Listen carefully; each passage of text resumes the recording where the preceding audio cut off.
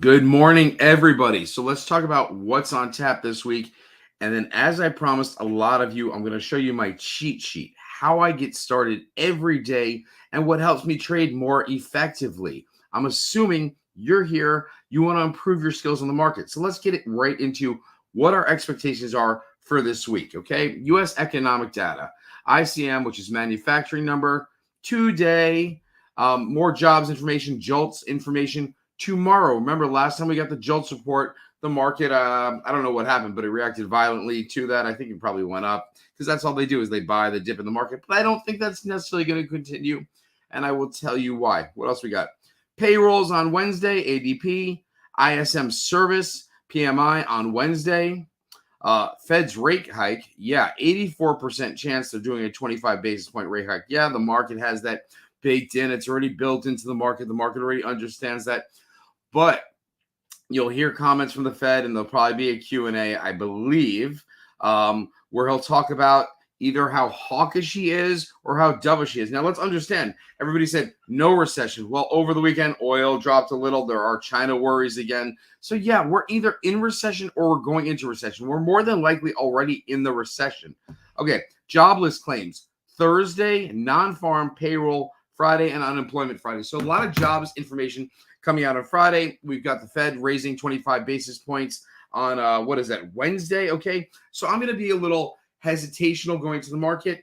Going forward, here's what I'm doing for my two smaller accounts, just so you guys are aware. I'm like, I got to change my strategy. You know, it used to be easy when the market was momentum, 5 straight up days, 5 straight down days. Okay, or it was a chop, up day, down day, up day, down day. You had a great strategy. Me, I said to myself, okay, Matt, you want to get the most bang for your buck. What kind of returns are you talking about? So I've got one account where I only go for 1% a day, right?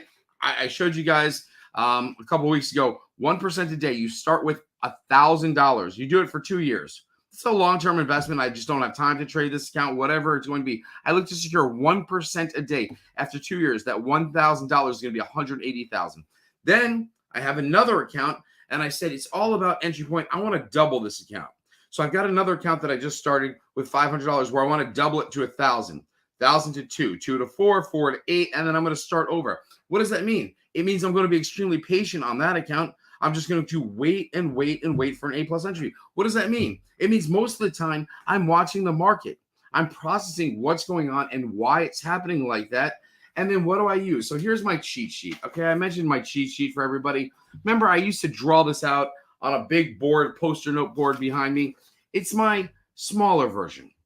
So let me tell you what this is. This is a week ago Monday. I take the high and the low of the market, where we start, where we end, and I draw it out. And then people are saying, well, Matt, they have computers that do this for you. Computers do this for you. I say, yes, but when you have the computers, and I use charting on the computer. Don't get me wrong. I'm not that old school, okay? But understand, I've got to pay more attention to numbers. I know 413, 410, 410, 406, 408, 404. Okay, I can see the trend line. When we reverse, what were we fluctuating around? 407 on the low end, 413 on the high end. What am I expecting today? So it helps me kind of fill in. If I think we're going to have perhaps a day where we come back a little, it helps me fill in. Okay, well, then the low could be somewhere right around the 410 range. And if the low is 410, then the high could be somewhere around 415, 415 and a half, 416. Let's see where we open today. Again, I happen to be a little bearish going into today, but that's just me. So next, that's my cheat sheet. What do? I add to it each day.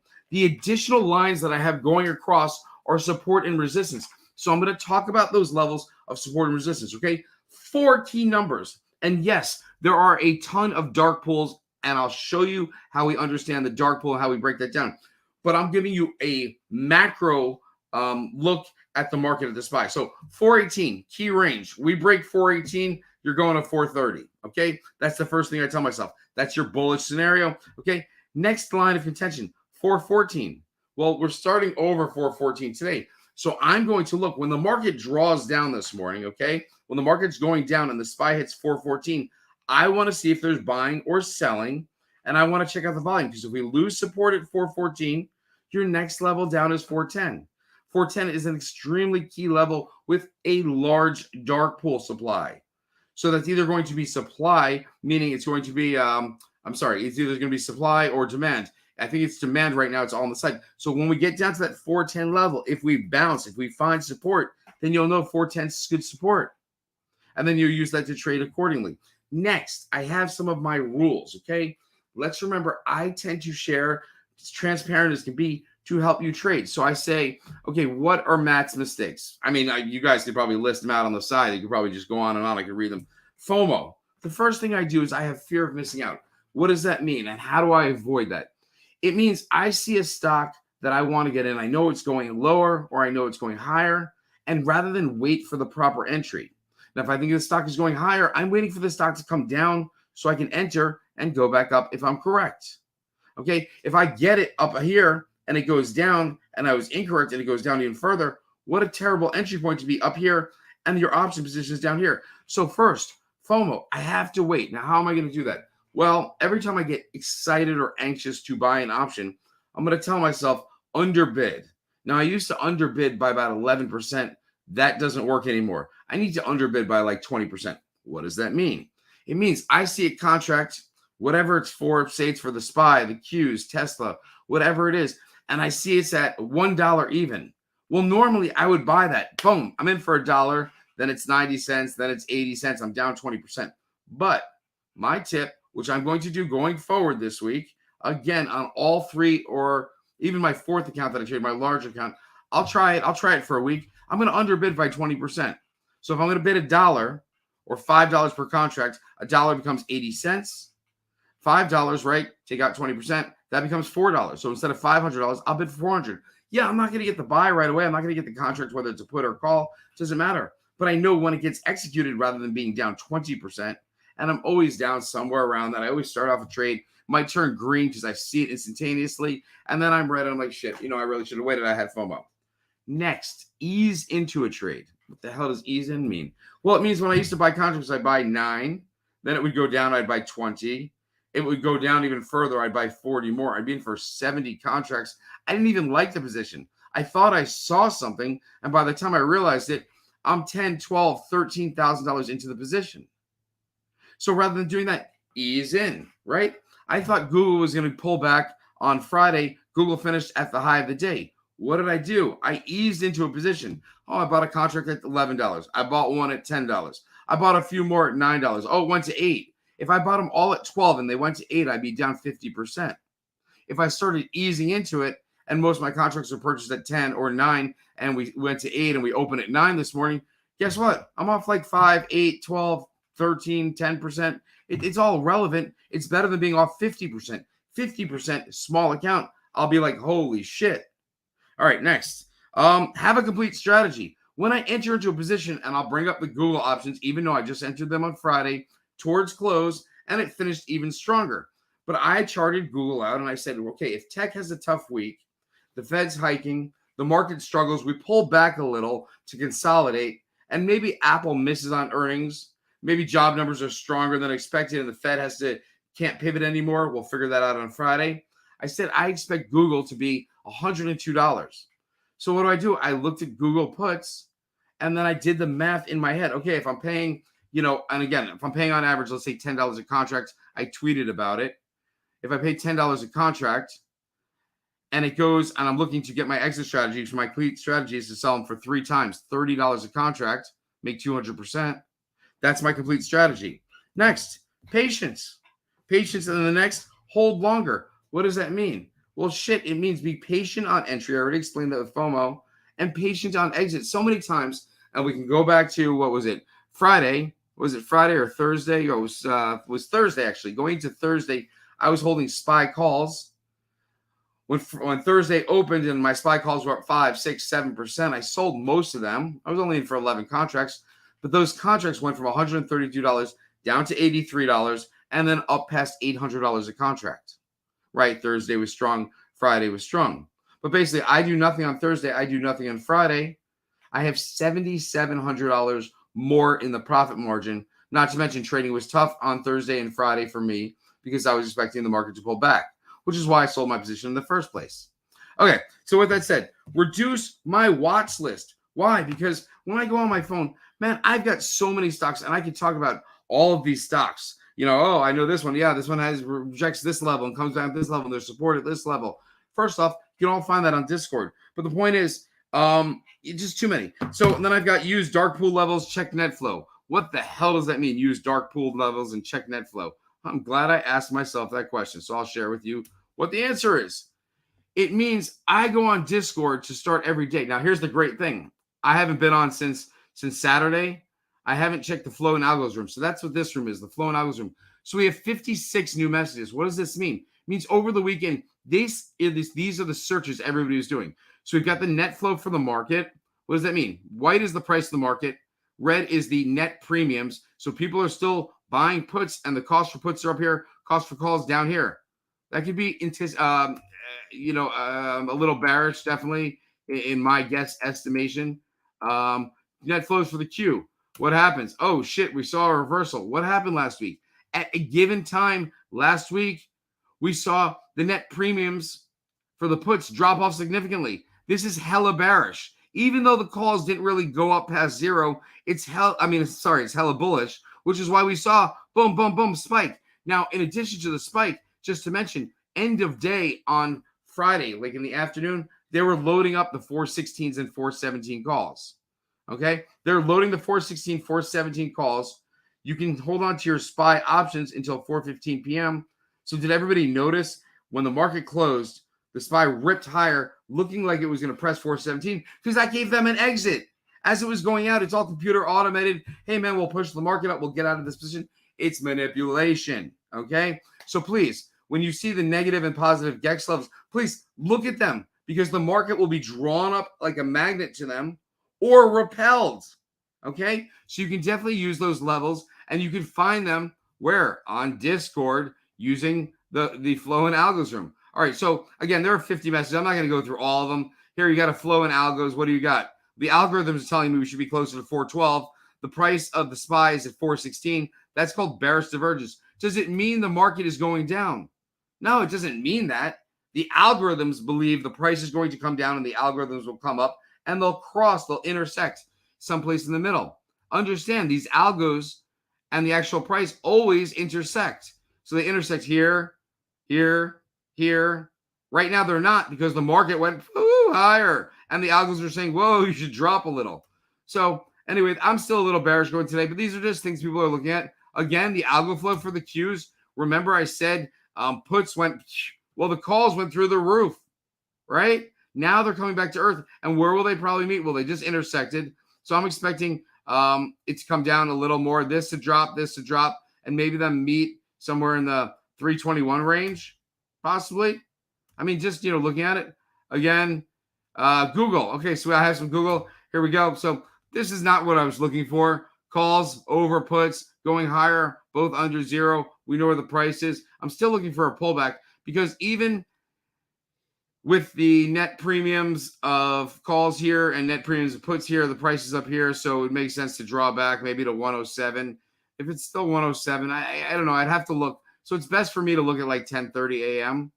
Someone else looking at the algo flow for Google's. Again, this spike was new. It wasn't there when I entered into them. So I actually expected the stock price to come down and meet the algo. Again, easing into them. All right, we got Tesla, same thing. Stock price up here, algo flow down here. That's how I use it. So, I mean, there's so many things. Again, you can look at the net flow. Oh, shit, calls back under zero. Premiums for puts back close to 4 again. Not as high as 6, right? Stock price up here. What does it tell me? Stock price should go down and meet somewhere in between. Microsoft. Holy shit, Matt. Are you telling me you could look up all of these stocks, every single stock? Yeah. And I'm going to talk about the ones that I haven't. So anyway, that's what I do to start. Dark pool levels for Tesla, dark pool levels. We know I like dark pool levels. All right.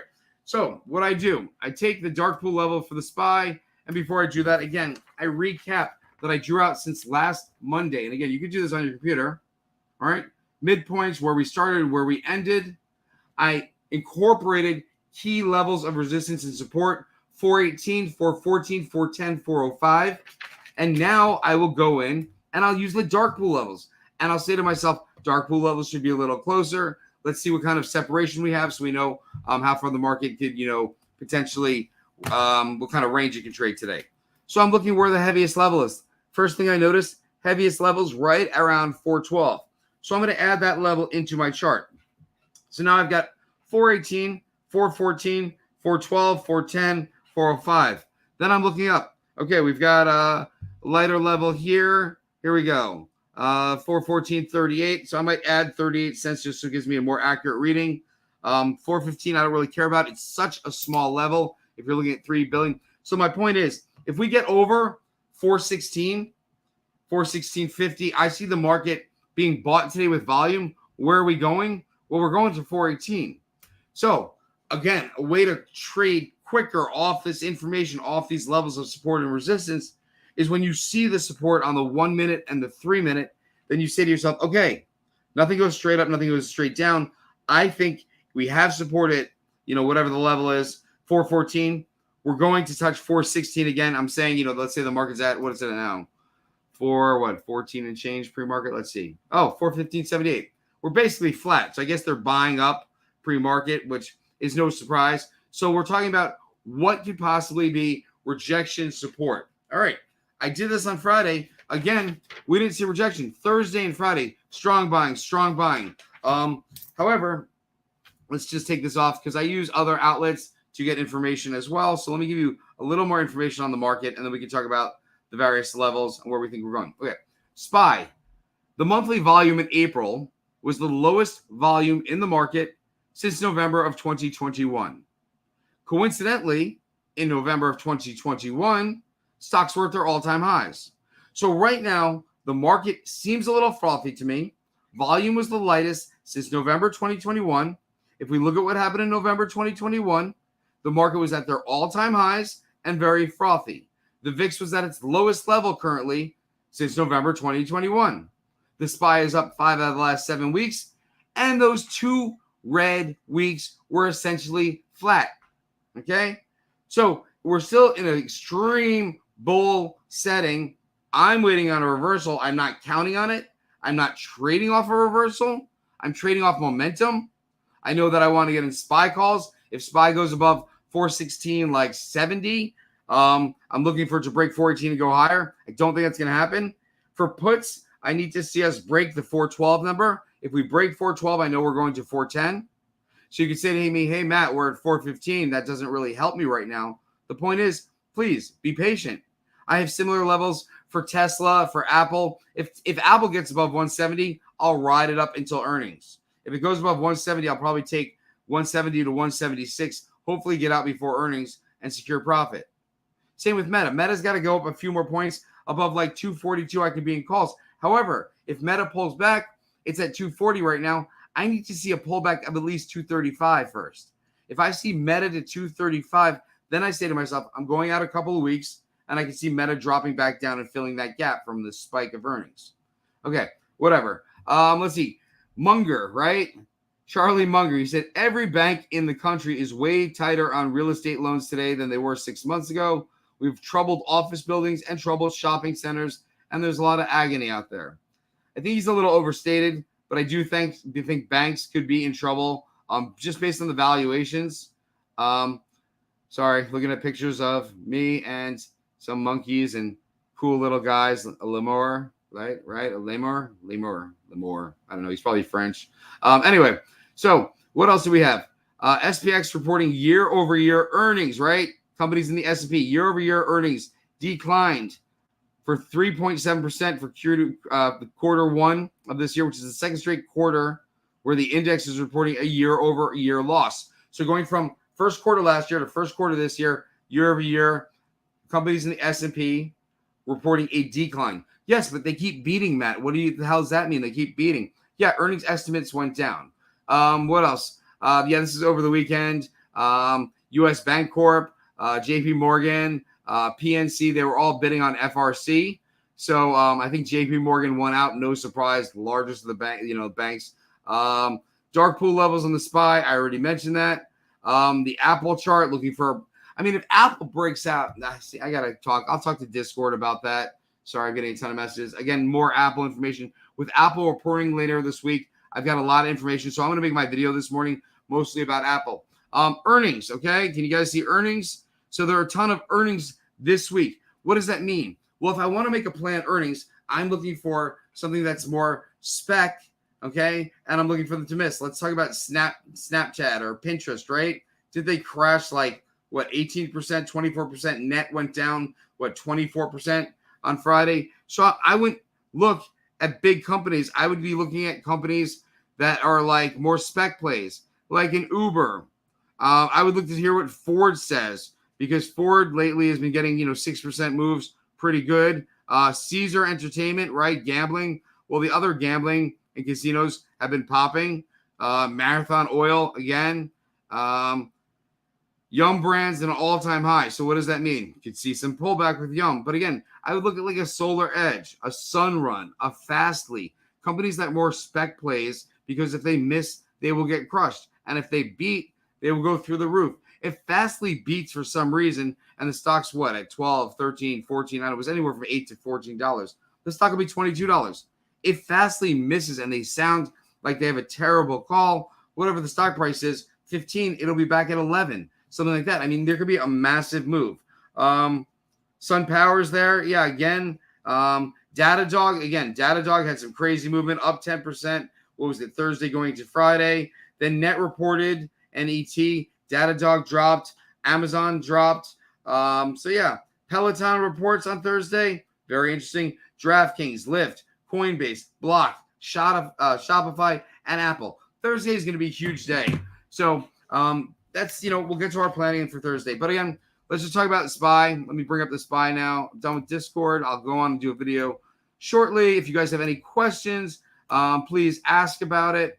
Let's just get up. What are we going to talk about in the SPY? Let's bring it up here so we can see it, right? Get that out of there.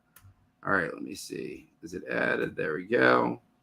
All right, yeah. So we added the SPY. Let's talk about it. So again, I'm going to go back to, let's go back to a 2-hour chart, get a number of days in. So we're going back to like April 20th. Let's just say April 20th, right here before we spiked past the $400 level right here. So since the $400 level, we had strong inflow. So at the beginning of April, we knew April was going to be strong, and then we had strong inflow towards the end and strong volume. Now, I mentioned every red day was pretty strong in volume. I didn't realize how strong or how large the volume has been combined over the past week and a half going into earnings.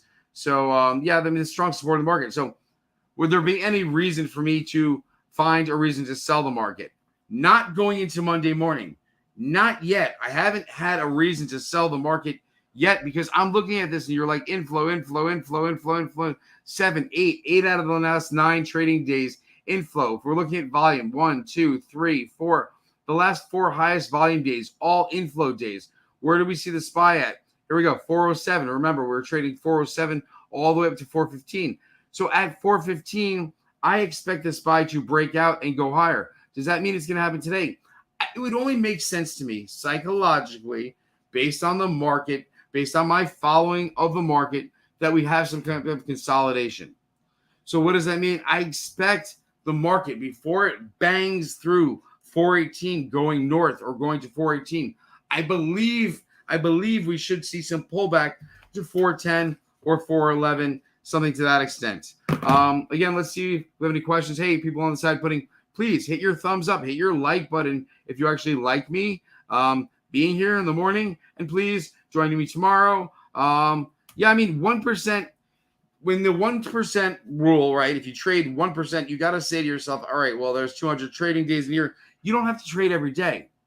You basically can make your 1% a day rule to like a 5 or 6% for the week. And those are for like teachers, farmers, you're working on an oil rig. You want to get into a longer trade. You don't have time to day trade.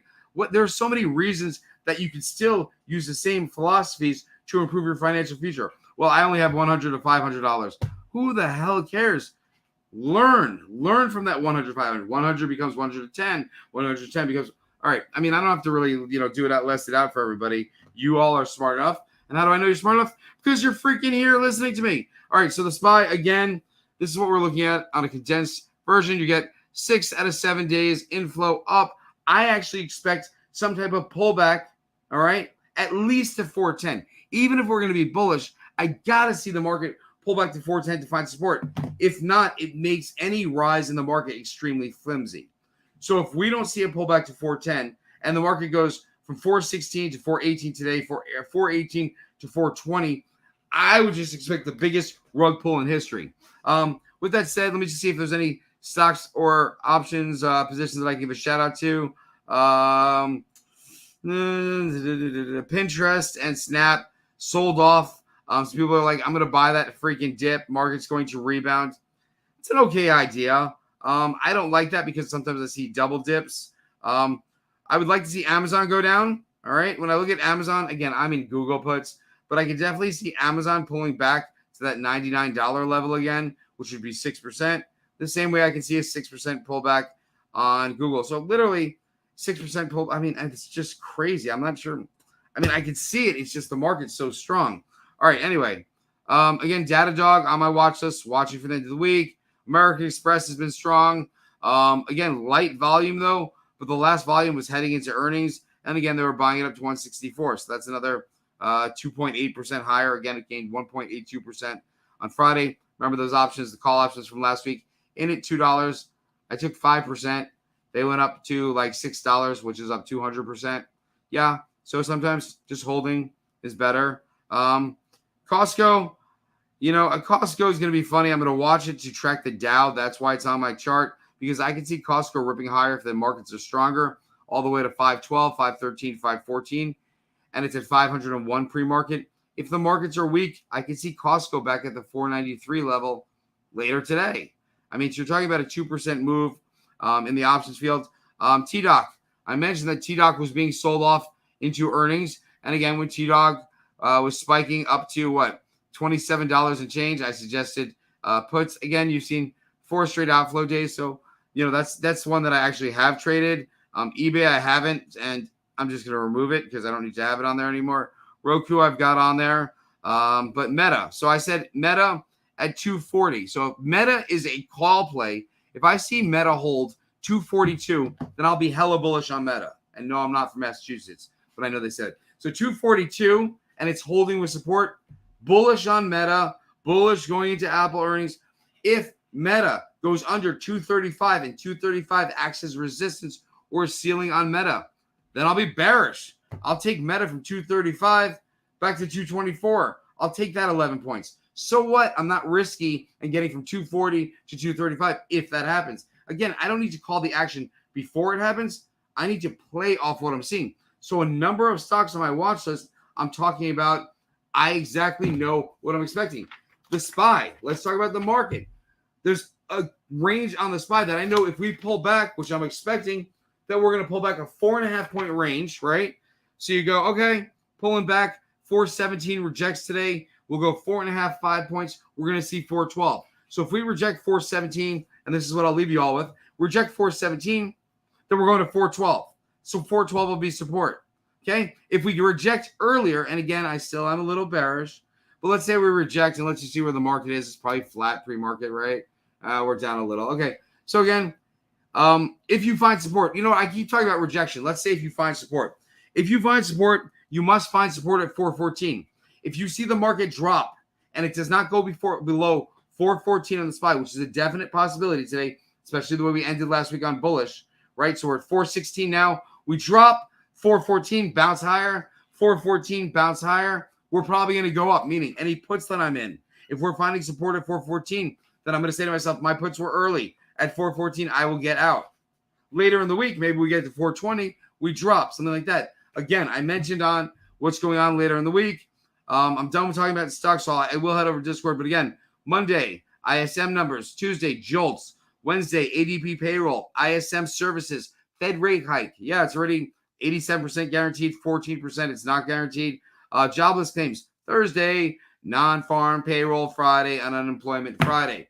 Let's remember the market tries to trick you when the Fed comes out with its announcement on Wednesday. Whatever happens at 2 p.m., expect the opposite. If you see the market rip higher, expect it to drop 10 more minutes later. Vice versa. See the market dive, think, okay, the market's going to throw up on itself. No, expect the opposite. Again, market makers are here to fool you, trick you, get you in early, take your money, make you scare sell, and a number of other things. So I'm headed over to Discord. I'm going to mention specific ranges on the SPY, so what I'm looking at for support and resistance, and 2 stock plays that I'm looking to get into, along with my trading accounts. So I will see everybody shortly. I do know Romeo is live.